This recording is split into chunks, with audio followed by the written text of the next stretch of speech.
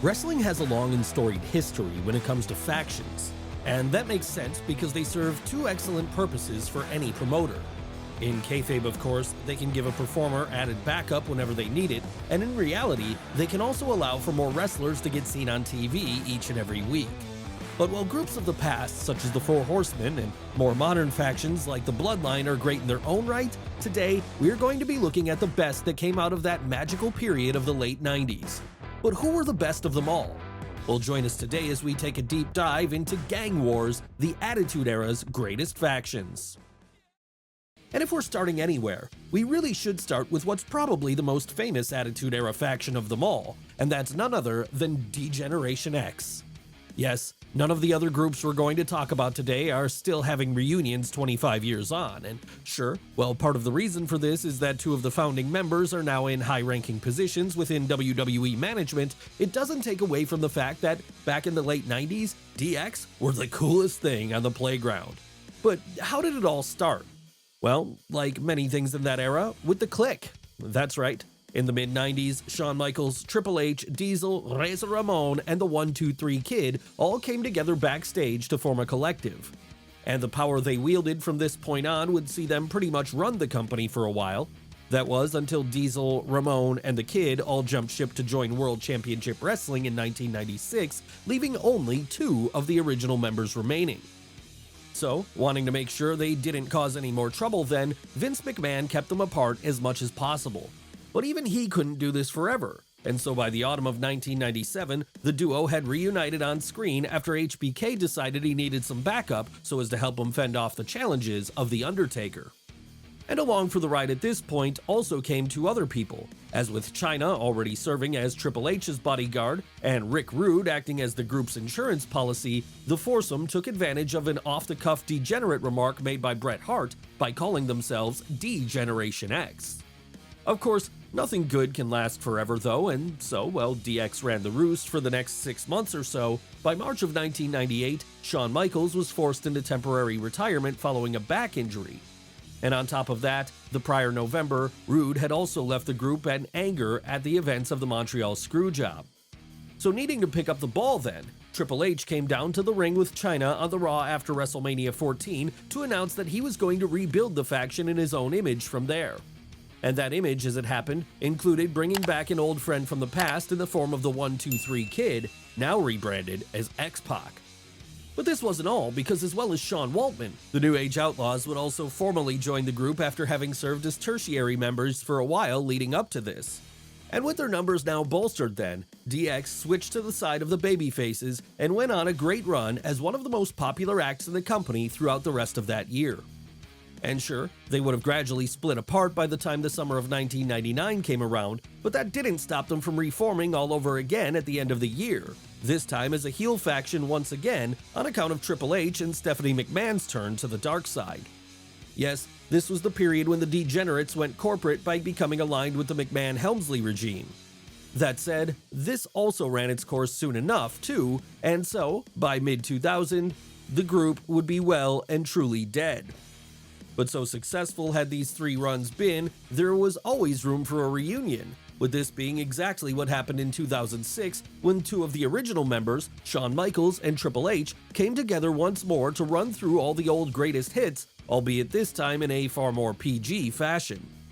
At least this time around though, they didn't have to deal with another faction who arguably acted as their greatest rival during the Attitude Era. Who are we talking about here? Why, none other than the Nation of Domination, of course.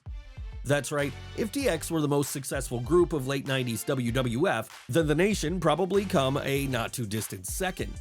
And the reason for this is because their ranks included one of the greatest superstars of all time. Before they got to that point though, the whole thing was designed as a vehicle for Farouk to get over his newer, more serious character in 1996. So aligning himself with D'Lo Brown, Crush, Savio Vega, and PG-13 then, he'd enter into a lengthy feud with Ahmed Johnson starting that year. Of course, as time went on, Farouk rebuilt the group by adding new members such as Kama Mustafa, Mark Henry, and even former rival Ahmed Johnson himself. Then, when Johnson left the group in 1997, Rocky Maivia was brought in as a replacement. Over time though, the magnetic charisma of Rocky saw him morph into The Rock, with this leading to such popularity that by 1998, he'd begin making plans to usurp the group's leader. And when he eventually did this, giving Farouk the boot in March of that year, he'd bring in a new member to replace him, Owen Hart. So with everything now in place then, the heel group spent 1998 going to war with DeGeneration X in some very memorable matches and segments. That said, come the end of the year, the Nation would have fallen apart, mostly because The Rock was so popular at this point, it was impossible for anyone to boo him anymore. So, as he went on to start a singles run then, the rest of the faction were left to move on to new things too. But at least they lasted longer than some of the other groups of the time, because when it came to the Disciples of Apocalypse, their run would be pretty much over after only a year. But how had they come to be a thing? Well, once Crush was given the boot from the Nation in June of 1997, he'd form his own group, one which was meant to be made up of 4 Hells Angels-style bikers. And amongst their numbers, aside from Crush himself, would be Chains, Skull, and 8-Ball, the former of which is probably better known as Brian Lee, the fake Undertaker. Unfortunately though, during the gang warfare of 1997 Raw, the DOA would not find much success, and they were usually outshone by their more talented counterparts in both DX and the Nation. And it wouldn't help matters when, in November of that year, Crush would quit WWF, also in protest over the events of the Montreal Screwjob. So now only having 3 members, none of whom held any particular star power, the writing was on the wall for the bikers. And so that was why, by the summer of the following year, the whole thing would be done, with this mirroring what ultimately happened to another group around the same time, Los Boricuas. Yes, there were a lot of factions in 1997, and like the DOA, Los Boricuas were born out of the Nation of Domination, as after getting fired from them in the summer of that year, Savio Vega went on to form his own stable of fellow Puerto Rican wrestlers who he felt could help him run roughshod over the company. And with Miguel Perez, Jose Estrada, and Jesus Castillo by his side then, he'd go on to have some success throughout the rest of that calendar year. Success which primarily revolved around their inclusion in the Gang Wars storyline.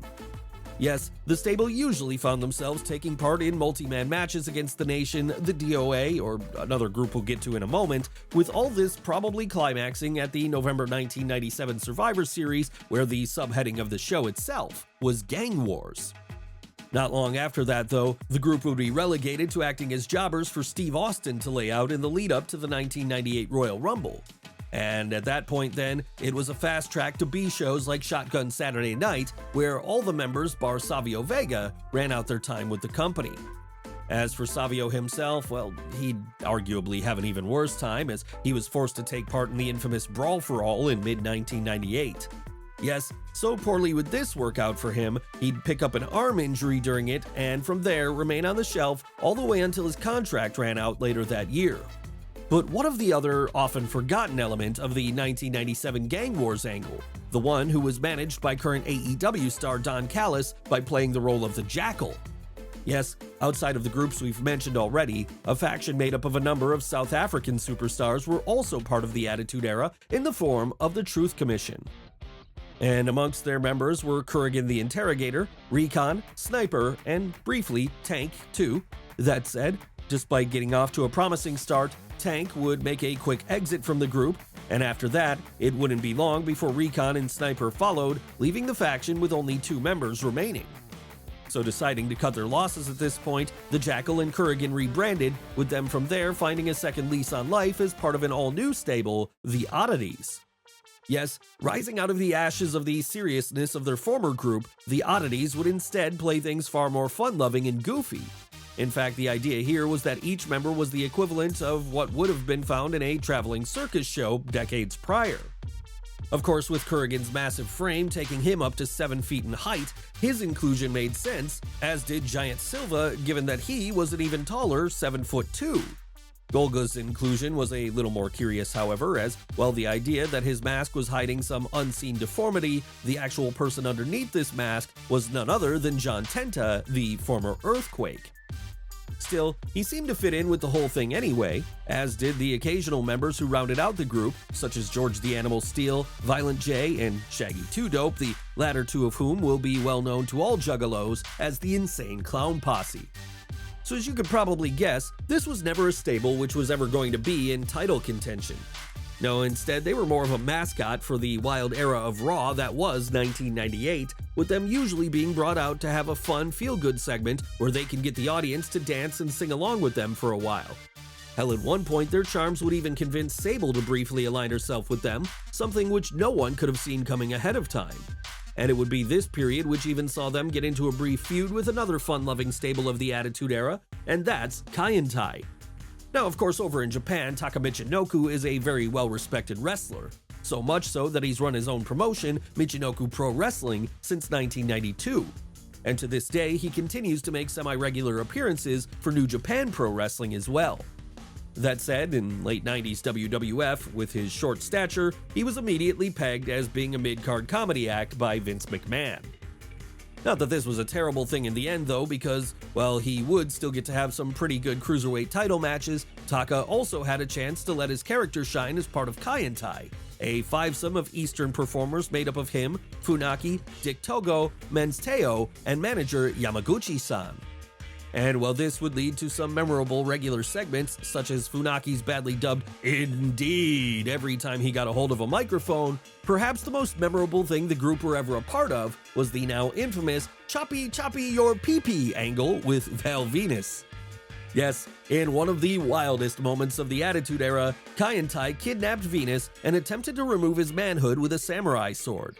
Luckily though, a very well-timed instance of shrinkage saved him and allowed him to move on from the whole thing with all his parts still intact. Of course, while Kaientai were playing the comedy heel faction role in 1998, over on the other end of the spectrum, the comedy face faction spot was being filled by another group. That's right, it's time for us to talk about Al Snow's group of eternal misfits, the Job Squad. Who were the Job Squad? Well, as the name suggests, they were a fivesome of performers who knew their place on the show, and that was usually to end up staring at the lights by the time the evening was over. So owning this then, Snow, Hardcore Holly, Too Cold Scorpio, The Blue Meanie, and Gilbert all adopted the mantra of "pin me, pay me," with this meaning that they were only too happy to do the job, providing they got a check out of it in the end. Not that they never found success at all, however, because given how popular they became with fans, it was inevitable that WWF would throw them a bone eventually. And this bone ultimately came in the form of Gilbert defeating Christian to become the light heavyweight champion, a belt which he then went on to hold for the next 448 days. Of course, that wasn't all though, because despite them being the perennial jobbers of the company, at one point, the squad were able to shock the world when they managed to gain a pinfall victory over the New Age Outlaws.